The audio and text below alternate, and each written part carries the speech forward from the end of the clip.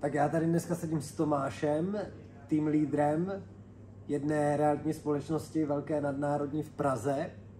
A máme za sebou naše setkání s Vakantanka týmem a jakoby náš retreat, který děláme do firem. A Tomáši, pověz mi prosím tě, jaký to bylo? Bylo to uklidňující, nechce se mi mezi lidi teďka. A člověk si udělal takový klid vevnitř. To moc rád slyším.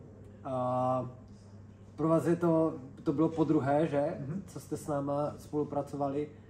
Vidíš tam nějaký rozdíl mezi tím prvním, druhým, něco, co se v tobě jakoby nějak mění, nebo jaký z toho máš pocit? Rozdíl tam je, to minule bych řekl, že bylo ještě intenzivnější, to dneska bylo trošku klidnější, řešili jsme stravu a bylo to celkově jiné. Super. A řekneš jenom nějak rámcově, co jsme dělali? Zabývali jsme se stravou, jestli nás to nějakým způsobem ovlivňuje, jestli bychom přemýšleli o nějaké změně.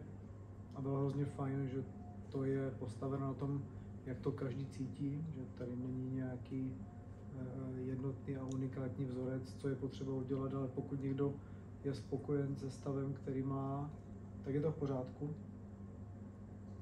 A pak to mělo takový ten uklidňující pohled, řekněme, dovnitř, stišení, sklidnění. Bylo to fajn. Moc děkuju, bylo mi ctí s váma spolupracovat s celým týmem a těším se na další. Já taky děkuju, Davide. Díky.